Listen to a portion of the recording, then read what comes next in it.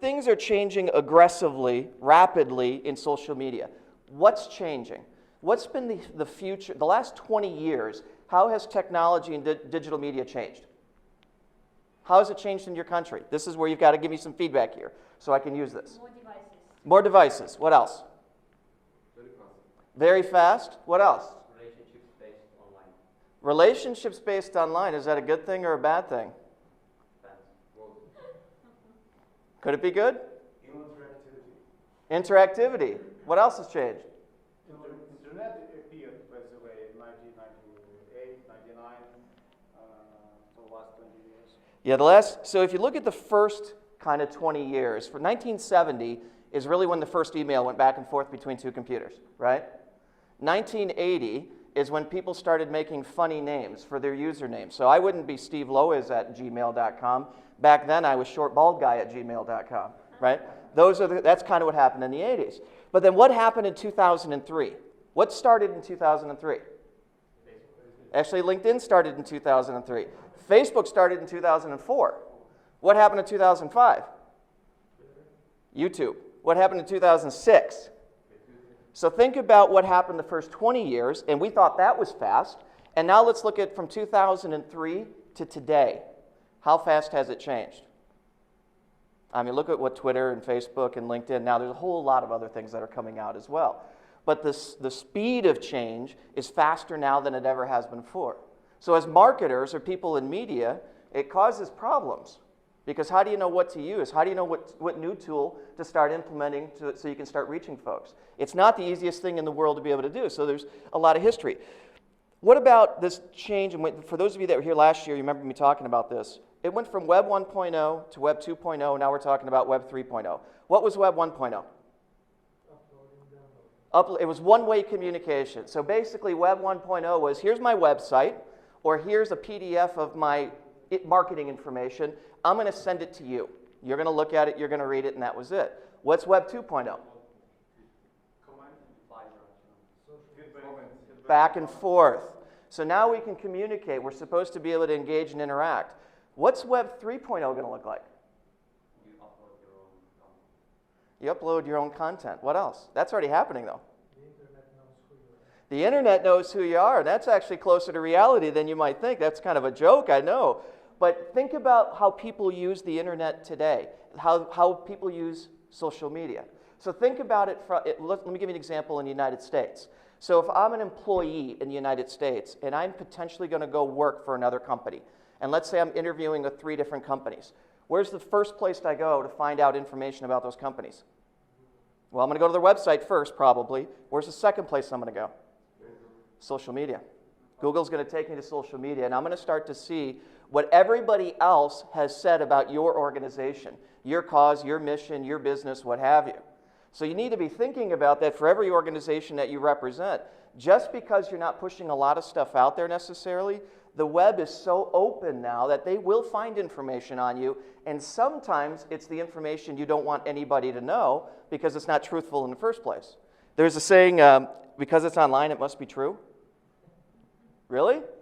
We all know that that's not the case. But we have to understand some of these things that are going on. This whole idea of digital media is completely changing the way in which we do things.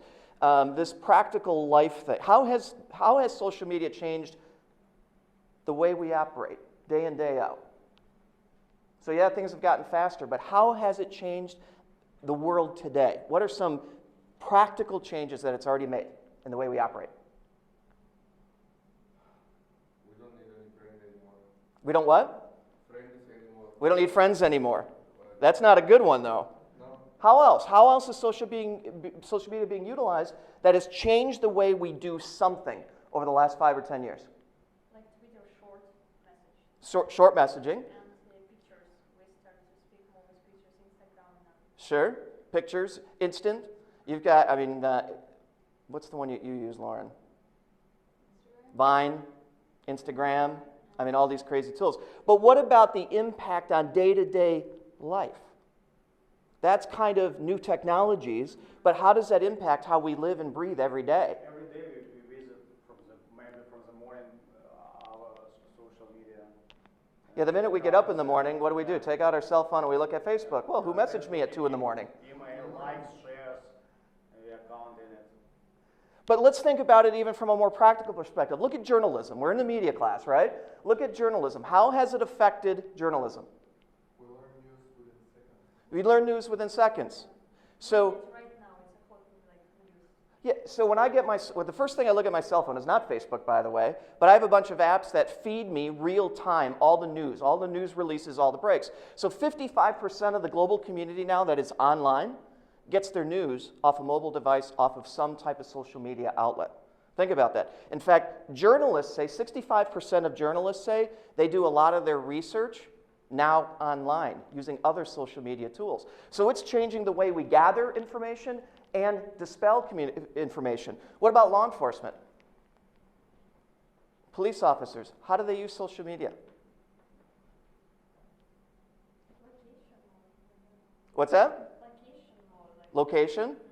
What else? Asking for information from the citizens, from the crime or something. Yeah, 4 in 5 police officers across the globe will say that they spend a lot of time on social media now when they're investigating crimes because people are stupid enough to put their crimes up on the web.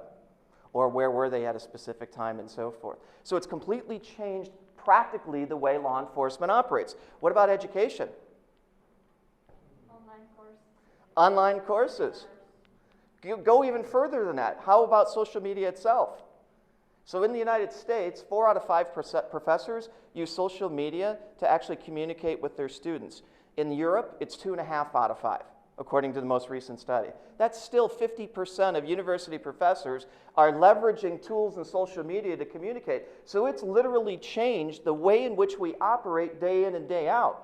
We've got to have that perspective before we could really get into how do we build a strategy to use all these tools that are actually out there. Is that making sense? Yeah.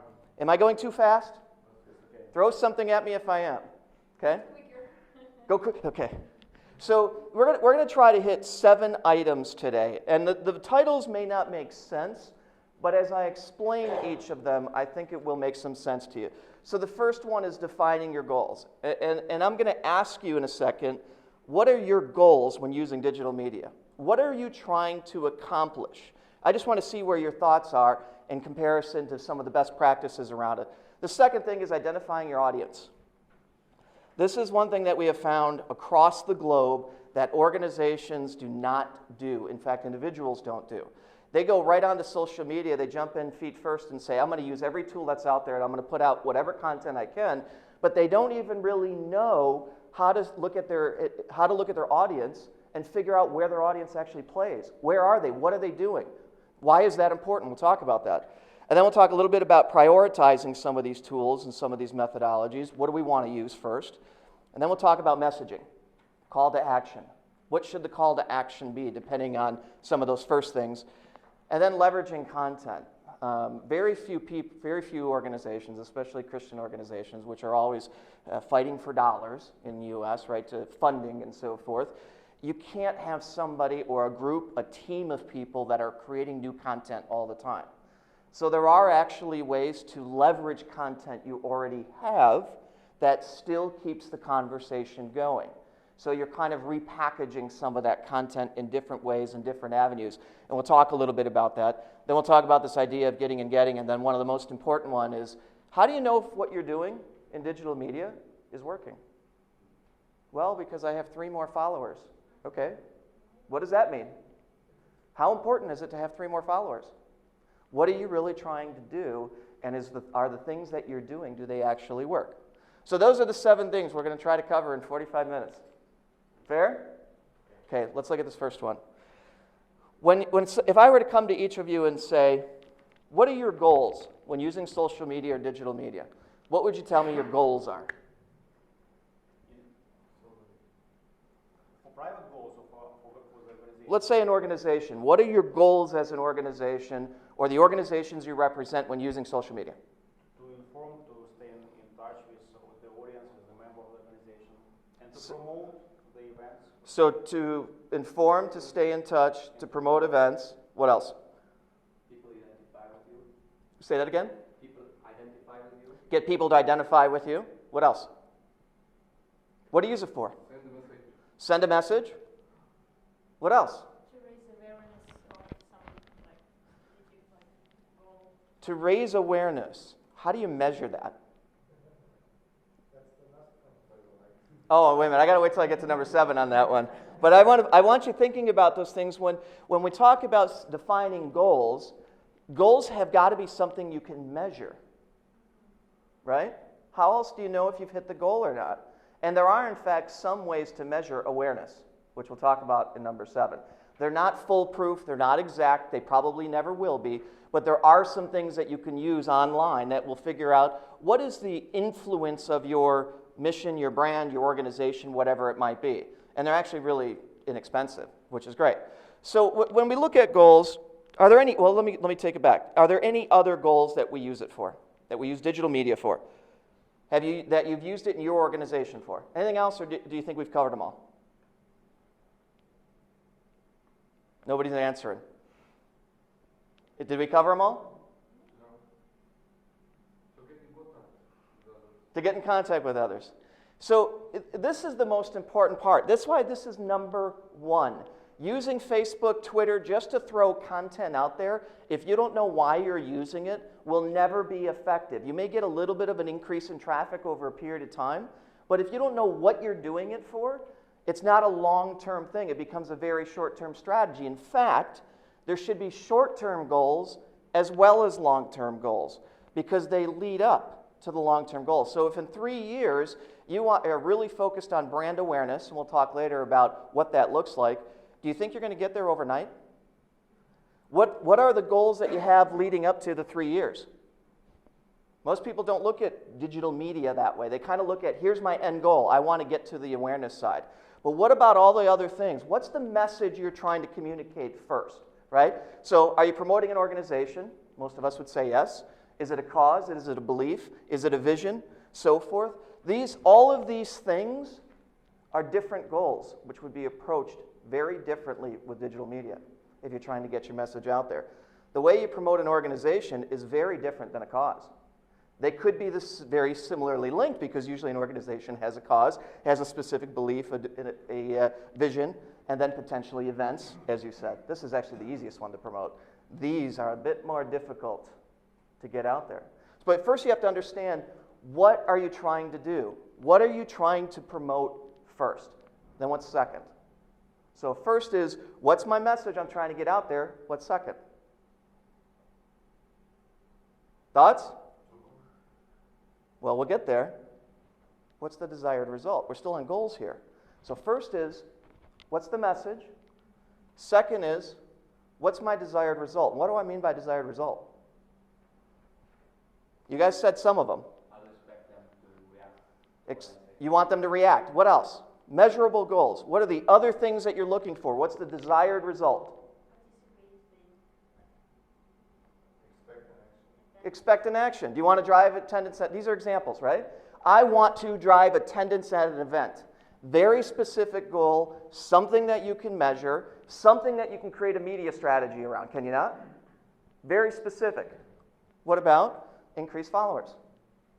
I want to go from 100,000 followers on Facebook to 200,000 on Facebook. There may or may not be value depending on what my organization is trying to do. But again, you have a very specific goal of what you're trying to accomplish, knowing what you're saying. Do I want to drive website traffic? So what's more important? Do I want to drive more followers, or do I want to drive people to my website? Followers. Do you? Why? Website. Why? Followers come to your website, and you have to come from there. Is focusing on one over the other wrong? My point is it's different for every organization at a specific time. Today, if I've got enough followers, I'm not focused on this. Maybe I can't get them to my website, so what's my focus? Now it becomes driving them to here. If I have enough coming to my website, but I haven't built a following, for whatever reason, they're not liking me on Facebook or my organization on Facebook, now I want to focus on this. But we have a tendency to lump all these things together and say, we need to do them all with social media today. And then we wonder why nothing's working. It's like the saying in the United States is a jack of all trades, a master of none. You know what that saying is? So I try to do a little bit of everything, and I do a little bit of everything, kind of, where I'm not really focusing on the one thing that's most important to me at that given time. And we don't go through this. What about gathering contact info? So getting their handle off of Twitter or something is one thing. Getting their contact information, like their email address, their phone number, so I can actually pick up the phone and later relate to them, that's a whole different approach than doing potentially some of these. Now, these would be tied together in most cases. What about just sharing information? Which is really what most of us do. Most organizations, it's just, we think we're doing these other things, but all we're doing is throwing a bunch of information out there and hoping it sticks. Because we're not focusing on what's the short-term goal, what's the long-term goal. And you'll probably, and this is convert followers to real connections. There's a statistic around this, which I'll show you in a little bit. But actually converting people. So if you get them to follow you, and I don't mean converting people to Christianity. Please understand that, right? I mean, ultimately, that's the goal. But converting people means they've come to my website one way or the other, or to one of these. They've connected with me. They've given me that approval to actually pick up the phone and call them if that's the way I want to connect with them. That's what we call a conversion, and we'll look at that a little bit later. So you're probably all saying, well, we want to do all of that. In what order? Do you think you can do it all tomorrow?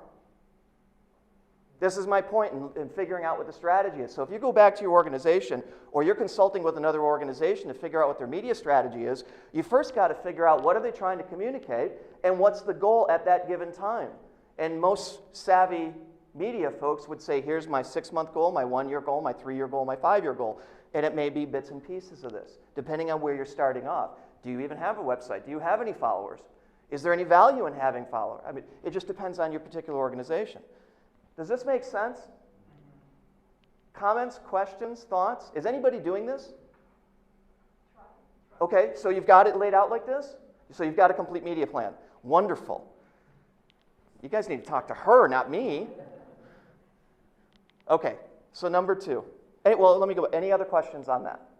Understanding what you want to communicate, understanding what the goal is. Then number 2 is what? Question back to the Yes. to point number 1. Should we try to focus on many things, or should we be more specific? That's a hard question for me to ask because it depends on the circumstances of your organization. It's really something you have to go through and say, what do I need to... Oh, so the question was, should we do all of this or should we be more specific? Yeah.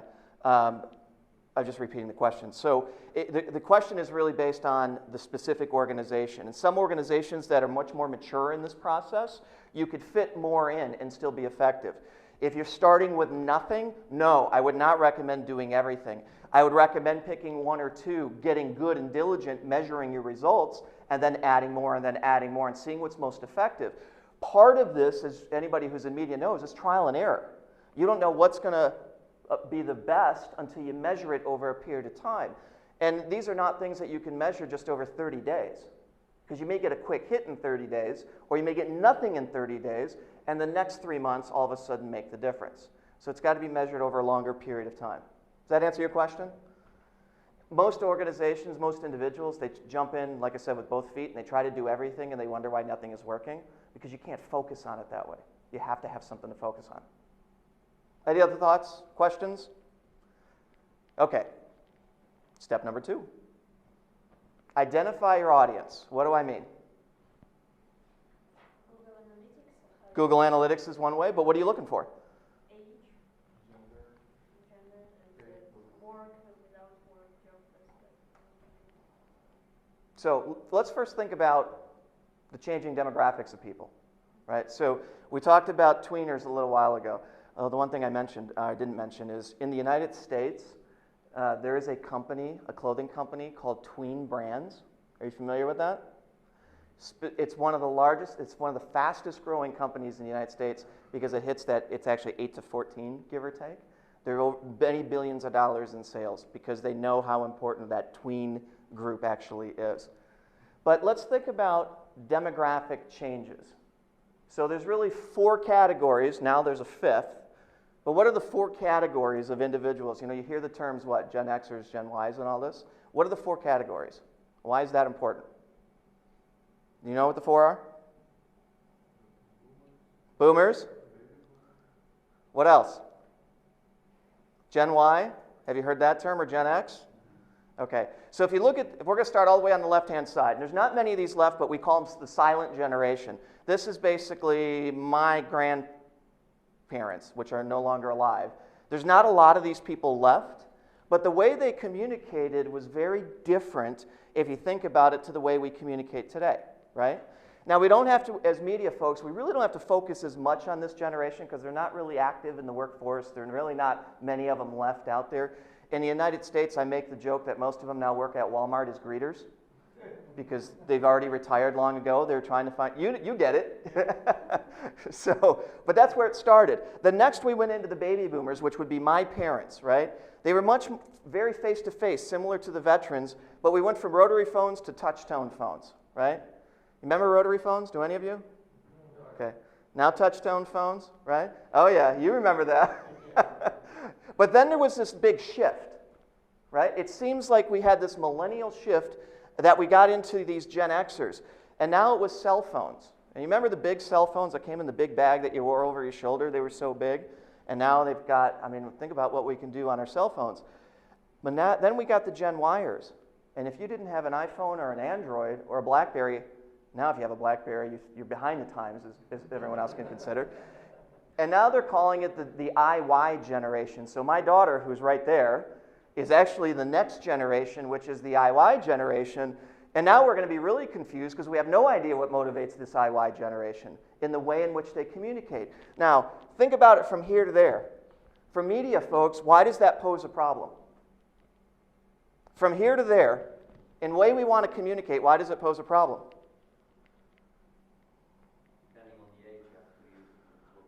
Well, yeah, so think about it. This is just basic categorization. Just from an age perspective, different ones respond better to different types of tools. Some respond better actually today still to direct mail. Now, if you send a direct mail piece to my daughter, what do you think she's going to do with it? Tear it up, throw it in the garbage. I send her a text, she'll respond.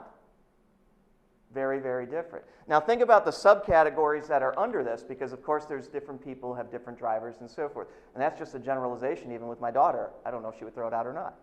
But you get my point. It's very, very, very different. So we've got to identify who our audience is. And then you said some of the key characteristics around it. So you're looking for things like gender. What else are you looking for? Potentially?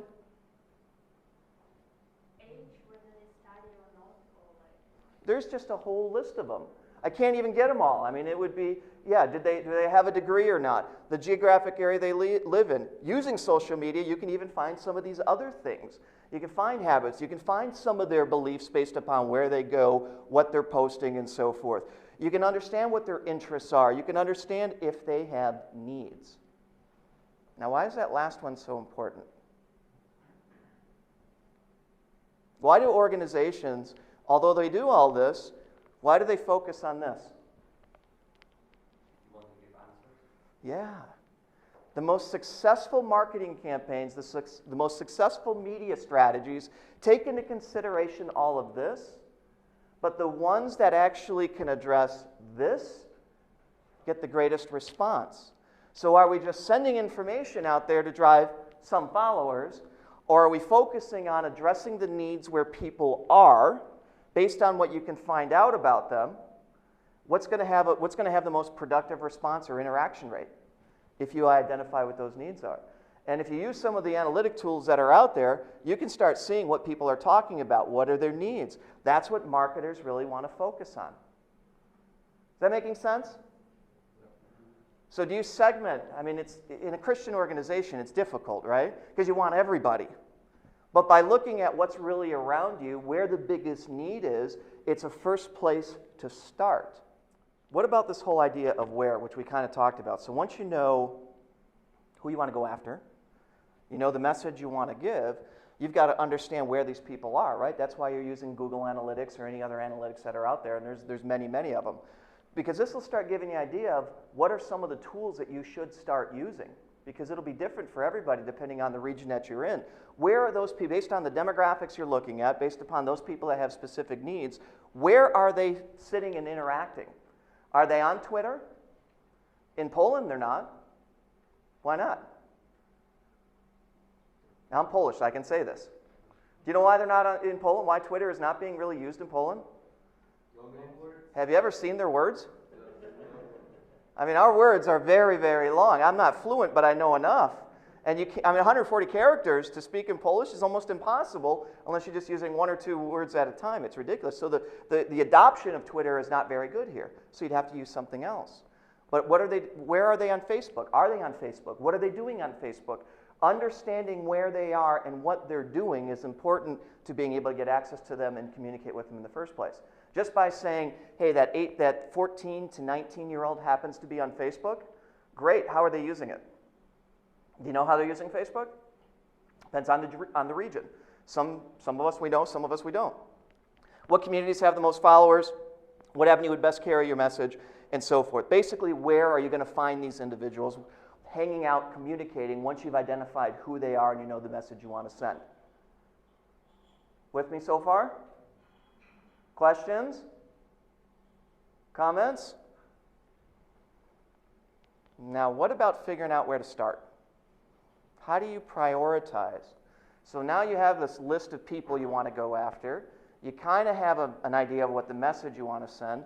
How do you start to prioritize? Where do you start? Any sense? Where do you start today? Because you're all in media in some way or another, right? How do you know where to start today?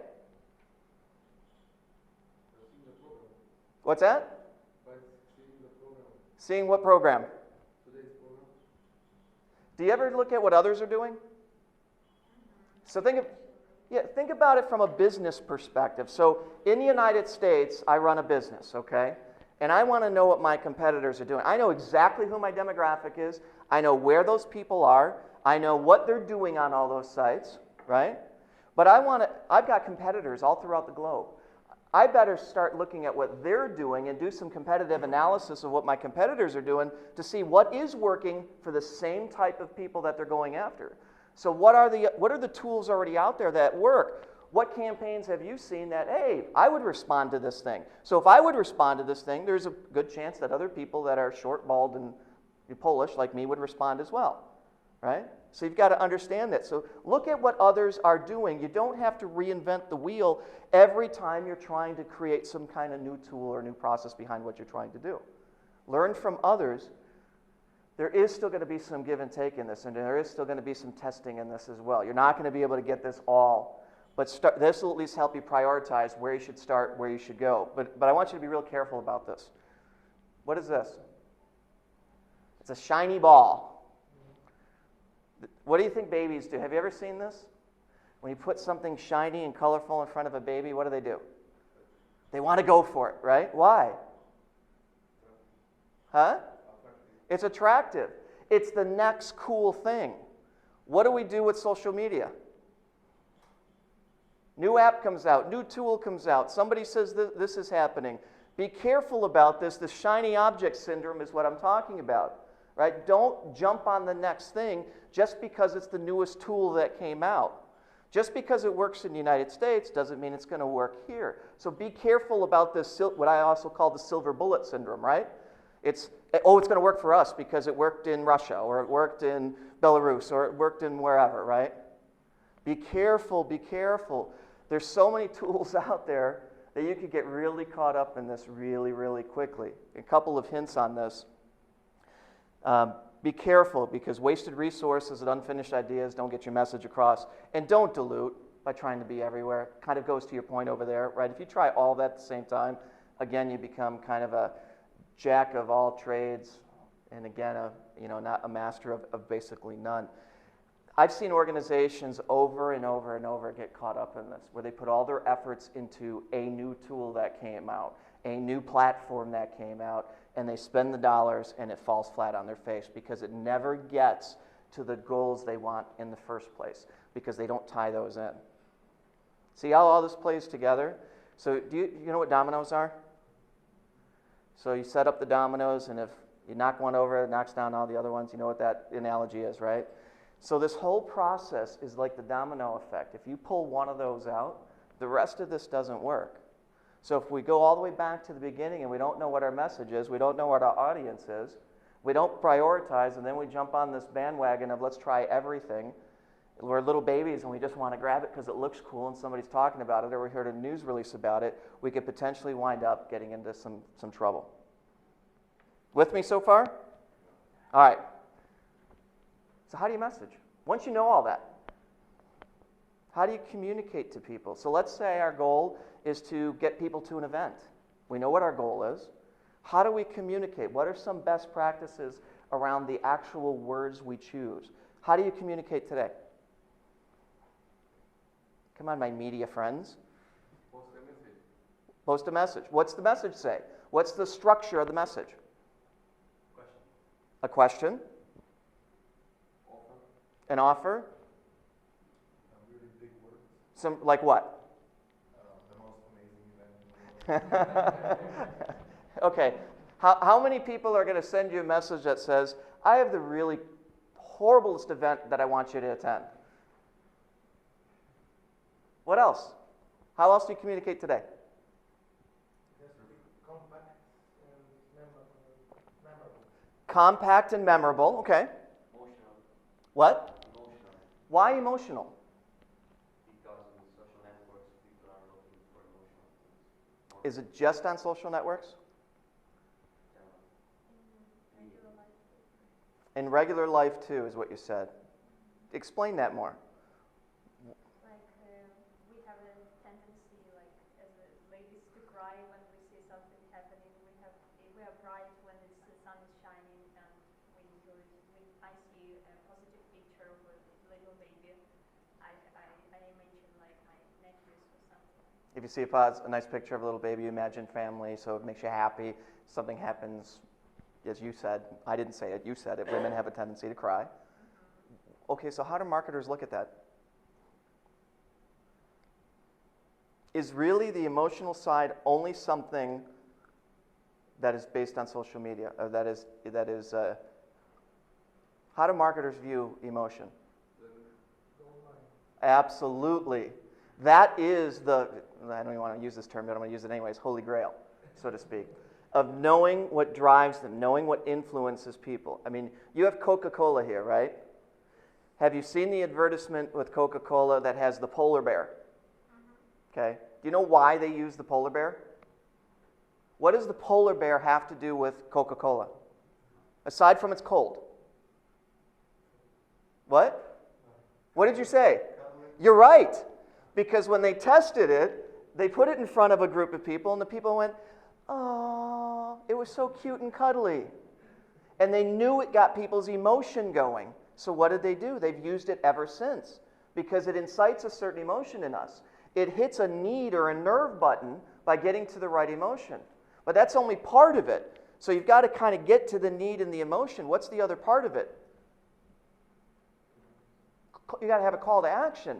You got to make sure it's not just sending information. If you're trying to hit those goals that are up in the front, if you're trying to drive traffic, if you're trying to get more people to convert, whatever the case might be, you've got to first hit their emotional needs, and then you've got to be able to move on and have some type of call to action. I'll give you an example how most people do it. This is where we get it wrong. Marketing is very close to selling. Would you agree? Now, I don't like to be selling the gospel, so please let's separate that from business for a second, because we're talking about media, right? But when we're marketing, what are we trying to do? We're trying to sell something, either an idea or an activity or something along those lines. The problem is we have a tendency to do it all wrong. We want to sell what we have versus what in most cases? What they need or what they want. Now, how does that play out in reality? Let me give you one illustration. It's my daughter might appreciate this. I don't know if she's ever heard this one. I'm a car fanatic. I love cars. I'm just a car nut. Being in Michigan, Detroit, that's what they call the Motor City, right? So one of my cars, or one of my daily driver, I've been buying from the same person who you know, Karen, for 15 years. I bought all my cars, most of them, from the same individual for 15 years. So this goes back a few years ago. I was going in to turn my car in, actually the last service before turning my car in, I had it on a lease. So I had it for 2 years, and I give it back, and I get into another one. And prior to the end of that 2 years, I have to take it in for service and have the oil changed and all the maintenance. It's my responsibility. So as the car is being serviced, I walk into the showroom. And as I go into the showroom, I'm looking at all the vehicles, and I see a Lincoln MKX. It's a sport utility, that's all you need to know. That's sitting on the floor inside the organization, okay? I thought, wow, that's really a nice vehicle because it had fancy wheels and all the stuff that I happen to like as a car guy. I ended up not getting it though. I actually left, got home, and by the time I got home, I'm kicking myself saying, I should have got that car while I was in there. So the next day I go back. Well, Karen doesn't work 7 days a week. She only works 5 days a week. Even though the next day was a Tuesday or a Wednesday, she was off that day. So I decide I'm going to go and look at that truck or that SUV one more time. Okay, so I walk into the dealership, and it's probably over in that corner inside because it's all souped up and everything. And as I'm walking toward it, there's a little car in front of it. You know what an MG is? It's a British car, a little green car, convertible top. They made it back in the 60s and so forth. They had taken it in on trade. So I decided to look at this vehicle. And I'll tie all this in so you understand it here in a second.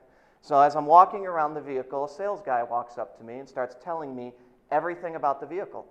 He knew it. He knew who owned it. He knew when it was restored. He knew all the specs on it. He knew everything. And then he goes to tell me the price. And I said, well, it's more than what I want to spend. And he goes, well, it's a typical in the United States used car sales approach. Let me go talk to my boss and see if I can get you a better deal. So he comes back 5 minutes later and he says, here, I've got this better deal. And I still said it's too expensive. And really, I'm not here to get that. I'm actually here to get that. And I want to get it from Karen. And he looks at me and he's really upset. And he says, well, why didn't you tell me that? What do you think I said? Why didn't you ask? That's a perfect description of what we do as marketers. We have a tendency to want to throw information out and hope some of it sticks. We never really spend the time to find out on the back end and ask what the real need is. Ask what we're trying to get to, what we're trying to address. But then we've got to get to this call of action. So one is identifying the need. The next thing is keeping it pretty short, but having a call to action. This message is absolutely critical because the wrong message, as you all know, it's either going to pull us closer to your cause, or what is it going to do? Alienate us. Now, I will use a Christian example, and if you just send out a mass email that says, you're all going to hell. Now, you may get somebody who responds and says, oh my gosh, please tell me more, and that would be the best thing. But what are most people going to do that are non-believers? They're not going to want to see anything from you ever again. So the message is critical. Although the message might be right, it's how we send that message out. And I am not saying to water anything down by any stretch of the imagination. I'm just giving you real-world kind of thoughts around this from the business side of things that works across the globe. Simple and to the point without jargon. Emphasizing your cause, we get all that. People love to learn, tell them something they don't already know. But let me give you one example. Do you know Oxfam? Okay. I don't like the organization myself, but they have some really great campaigns and examples of this when we look at calls to action. Okay?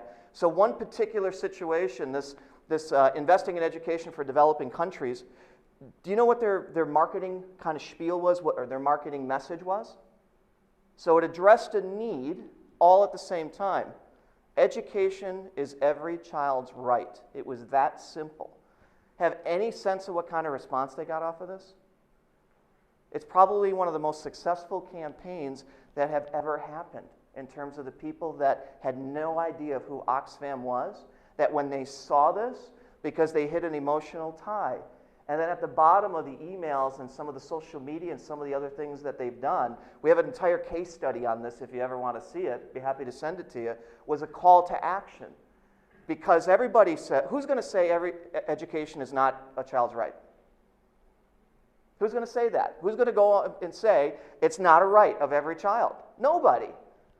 And then the next thing was a call to action, as simple as donate here, as simple as it's only $12 a month on your credit card, it's only this, it's only that. But there was this really easy flow from there's a need, they're tugging on our heartstrings, to here's our call to action, you have to get them to the next step. Am I making sense? If you want to see the study we did on this, again, please let me know because it dissects the entire social media, digital media, and print campaign that they did on this. And it was just wonderful, even though the organization is, you probably know them better than I do.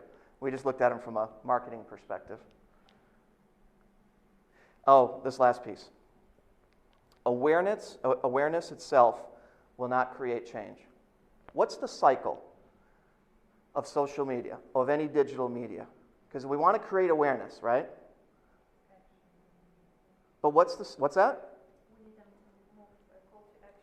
So we got to have a call to action, but specifically when using social media, there's a plan, there's a direction that it heads into. Awareness leads to what? So if you have awareness of your cause, of your mission, of your website, and so forth, what does that ultimately lead to? Trust. Not yet. Almost. Trust is one of the steps. Awareness leads to understanding, leads to what? In most cases, it's going to lead to more followers, because the more awareness, it will lead to followers, right?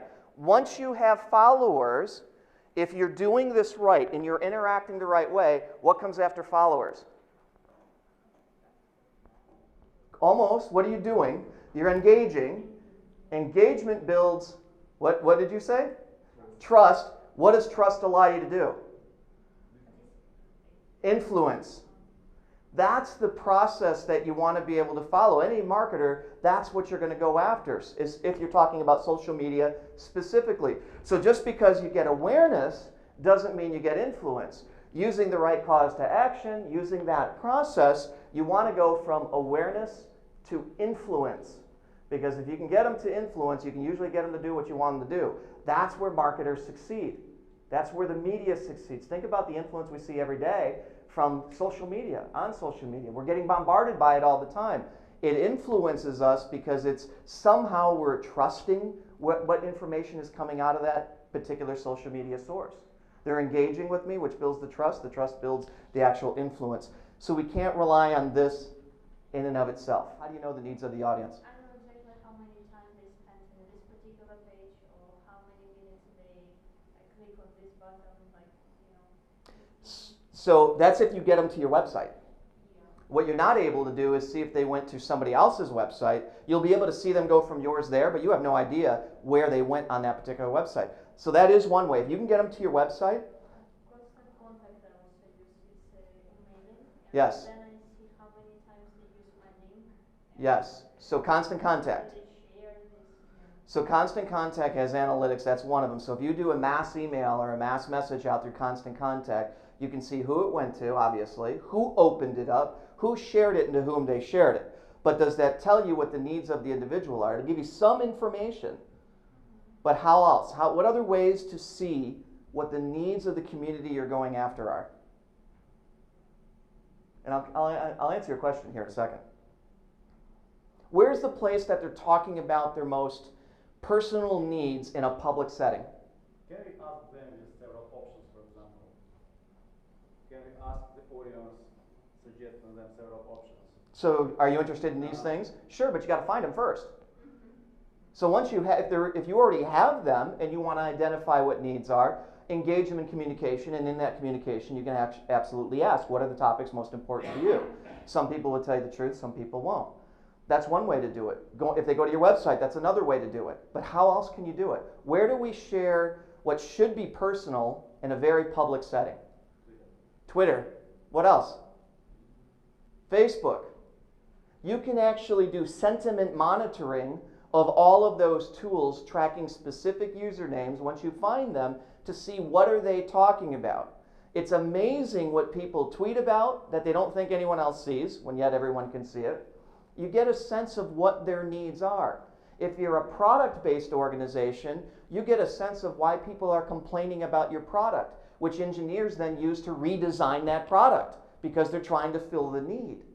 But there's plenty of aggregating tools out there that are called sentiment monitoring tools that will look at all of those for you based on criteria that you actually load into the system. And these are free tools. Now, it also depends on, in your specific country, how active they are on social media. But if now you can add website analytics, questions, interaction, follow that up with what they're doing online on Twitter and so forth, you can start to get a clear picture of where their minds are at, what are they talking about, what are needs that you could potentially create content to engage them, build that trust, so ultimately you can go to the stage of influence, because that's where you want to take them eventually. Does that make sense?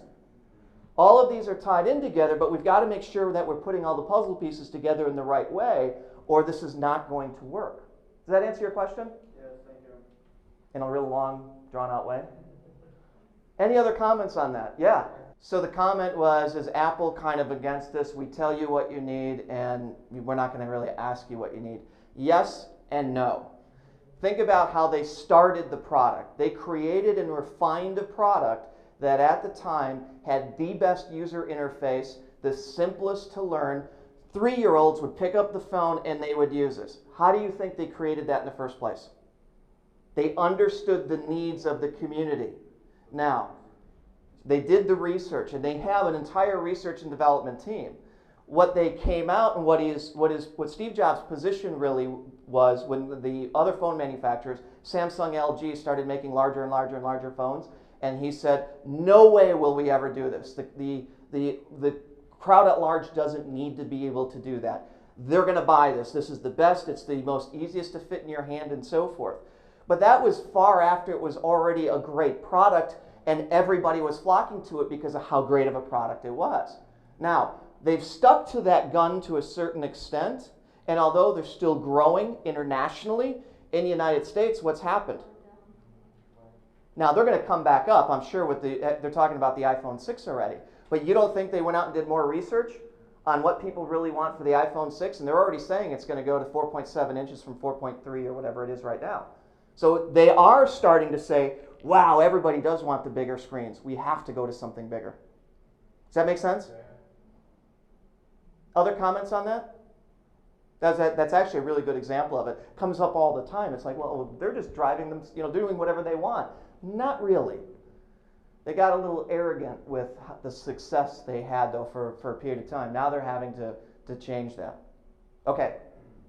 And no more questions on that. We have 5, 6, and 7 to get through, so we've got to be able to do this.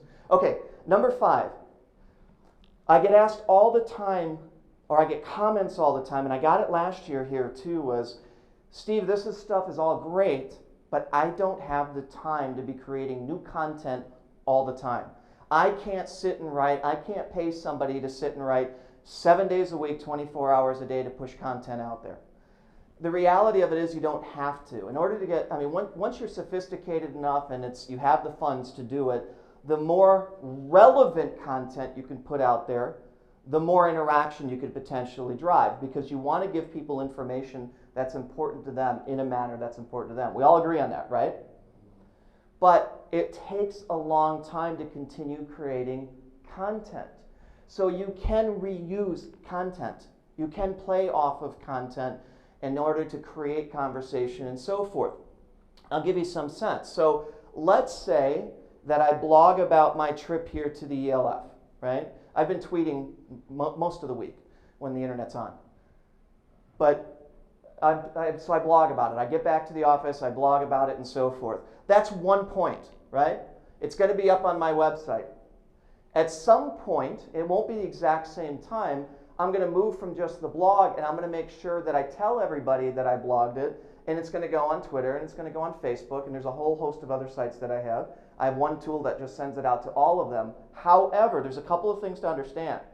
You do not want to hit all the social media sites at the exact same time of the exact same day with the exact same message.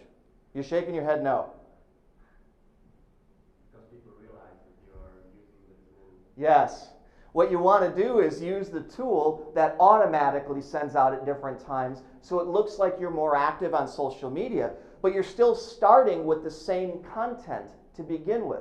This is just one example. And then maybe a week later, unless I get responses right away, at some point I'm going to engage in discussion. So I'm going to, even if somebody doesn't respond to my social network sharing, I'm going to reach out to people I wanted to see it and say, hey, did you look at this, and start to engage them. Yes, I'm doing a little extra work, but I'm really engaging them with the same content I started with in the first place.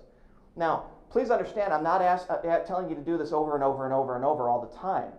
It's just, it gives you some sense of, you can continue to build upon what you've already written, what you've already posted out there. Don't overpost, right?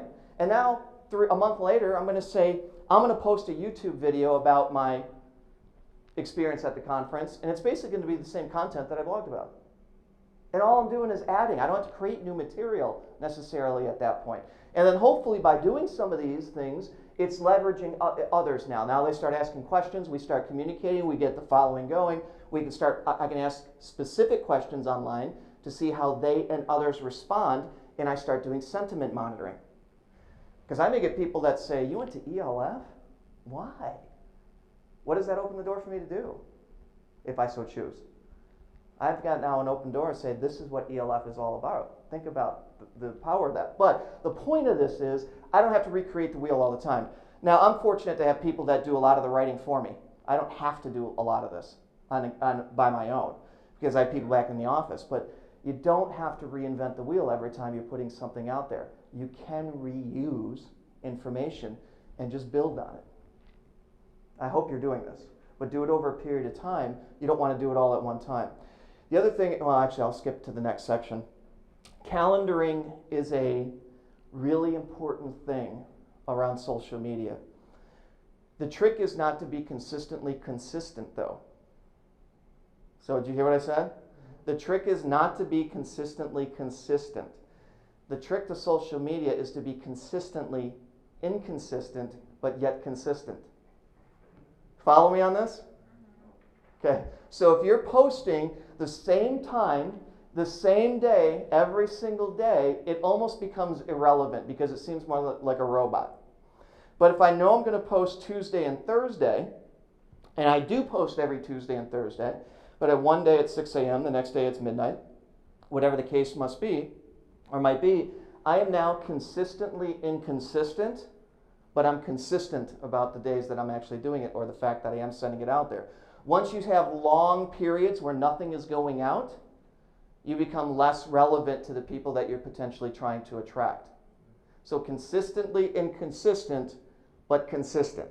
Just remember that when you're doing social media, any type of social media at all. But doing these calendars is really important as well, so you keep on track. So a calendar of, hey, I'm going to do one blog a month, and I'm going to be consistently inconsistent by hitting everybody Tuesdays and Thursdays on these topics, and Mondays and Wednesdays, if so, on these other topics. Actually lay it out, actually have it scheduled out, because it'll make you put something in at that point. It'll make you always be thinking about what am I going to use next that's relevant to the audience that I'm trying to get on in the first place. But again, I can't caution you enough. Over-posting, over-activity on social media is the kiss of death, so to speak, right? It'll kill you as well because you become less relevant. And again, over-posting the same stuff, although I'm telling you to re-leverage some of it, can also hurt you. So you have to be very, very careful. Give and get. What do I mean by give and get? I talked about this last year for the handful of you that were here last year. It's not about one-way communication, right?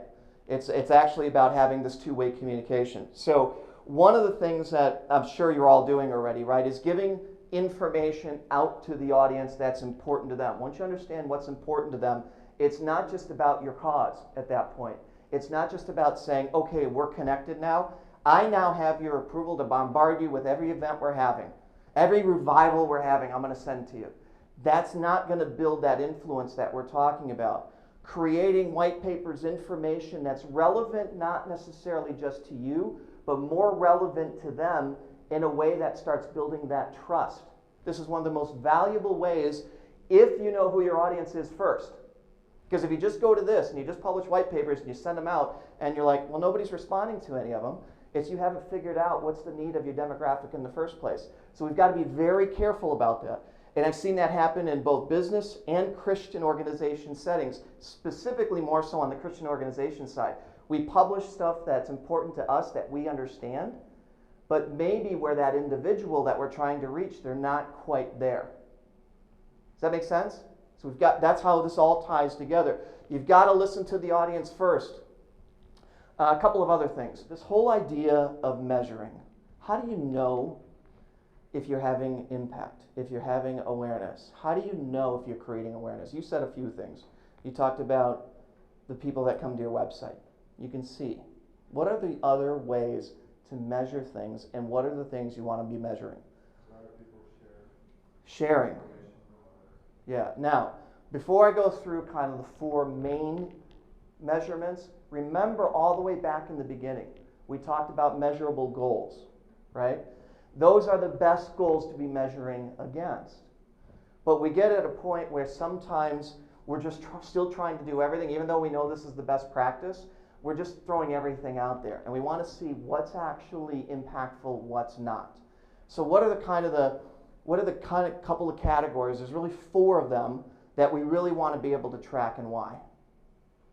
So shares, website traffic, what else? Comments, clicks. How do we track all this stuff? Statistic, Google Analytics. There's a ton of them out there. You don't have to use Google for it. We use a tool called Pardot. It's a lot more expensive, but it gives you some more detailed analytics than even what Google Analytics does. What's the name? Pardot, Pardot.com. But it's pretty pricey. But it gives us 4 categories, and I'm going to give it to you in terms of more of Google Analytics, but they do the exact same thing to actually run it. So brand awareness. How do you measure brand awareness? Now don't get to the practical of how many clicks. That's not what I'm talking about. How do you measure if your brand, and I mean the brand in terms of the organization, the mission, the message, whatever. How do you know if you have brand awareness? How can you measure this? Can you measure it? Ask socially. Survey. How else? How do I know if my message is getting out there? If I have the reach that I want to have, that I think I have. You can get a sense from some of the other statistics, but there's tools out there now. Have you heard of Clout? K-L-O-U-T? What does Clout measure? Try to measure. This is not an exact science. I don't understand the algorithms behind it, but K-L-O-U-T, what does Clout measure? There's a couple of categories. In theory, they can tell you how much brand awareness you actually have and how deep that brand awareness goes. And I'll give you kind of 3 areas. So how do they do it? So again, it's this tool called Clout. There's a ton of these out there. This is not the only one that does it. Clout just happens to be worldwide one of the most commonly used ones. So it's really a reflection of your brand's influence, but it looks at a couple of things. This is the way they pitch it. I think a lot of it's true. We've used it quite a bit. But there's some other tools out there. So true reach, how many people you influence, the width of your influence. So based upon all the analytics that it gathers, how many people do you actually get to through every channel, through reposting, through everything? How broad does your reach go with that particular brand that you're talking about? So www.whatever your org is, right? How wide is that? The second thing is what they call amplification. How much influence, which means of how all those people that you connect with that are really, really wide, how much influence do you have over them where you actually get them to click and so forth, and share and so forth. But it's not just how many times. With their algorithms, they can actually look at this, and then the third one is network impact. How influential your audience is. By extension of how influential you are on your audience, do they then take it and send it out? It's not just as simple as counting the clicks. But between these 3, they'll give you a score of what your clout is. It's a term that we use. How much clout do you have when you're trying to get somebody to do something? Now, is it 100% accurate? I don't think so. But it does give organizations a good sense of if the things I'm doing in media are getting the mission, the name, and everything else out there. So one tool, one way to look at things. Website traffic, you already said that, right? I mean, this is an easy one, whether it's Google Analytics or anything else. Every domain provider can provide you with analytics. You can pay for Google Analytics if you like. There is some free stuff. But every domain hoster will generally provide some analytics, right? But remember, traffic alone is not the holy grail of social media. If you're getting the wrong people coming, if they're not staying long enough, there's all kinds of issues with that. But you do have to establish some kind of baseline, right? So you don't want to be dropping off in traffic. You don't necessarily want the only thing that you want is traffic to the website. It should be at the core of your media presence, but it's not all about how many new people that we've actually had. And then again, Google Analytics. There's a couple of things that it tracks real easy. Visits via social referral. You know what that is, right? So did they come from Facebook? Did they come from Twitter? Did they come from... You won't get many from LinkedIn. You were going to say something. Yeah, is it a mobile device? What device is it? And so forth. There's almost anything you can see. Now, if you're using LinkedIn, for an organization, we use LinkedIn, it's not accurate because LinkedIn is a closed network. They want everything to be within LinkedIn, and LinkedIn and Google fight each other all the time. So the numbers you get on LinkedIn referrals, just bet they're not right, just as a side note. Conversions, meaning they completed an activity on your site. They came to your site, they put in their email address for additional information, whatever the case might be. And then assisted social conversions. They came to my site, they left, and then they came back through Facebook or something along those lines. It's important to understand how they're getting there. But again, don't make it just about the number of new users that actually come on board. Number 3, website visitor loyalty. This is something you mentioned already. So understanding, is the content on your website valuable? When they come to your website, how long do they stay on your website? What pages do they click on? What pages do they not click on? What's irrelevant to the majority of the community coming to you? Means you may want to change your content because your content's not very good or it's not very relevant at that particular time. So it will track all of that. How long is somebody there? Most commonly viewed, quickest fall off rate, return to your website, percentage of repeat visitors. These are all things you want to know to understand how valuable is the brand that you actually have. And then the last one, conversion rates. Visitors, churn contacts, contacts converted by referral source. Again, LinkedIn, Twitter, so forth. And when I say converted, that means they actually went on the website, they put in their name, they put in their phone number, their email address, their Twitter handle, whatever you asked them for. They gave you their entire profile, basically, and handed you their contact information on a silver platter at that point. That means a true converted by referral source. So now you can say, okay, Facebook gets me the most conversions. So I need to spend more time and I need to hone my content on Facebook. Or it's really Twitter that's giving me most of my conversions. I may get the most traffic from Facebook, but I'm not getting conversions because it's not the right demographic. I may get less traffic from Twitter, but I could get a heck of a lot more conversions.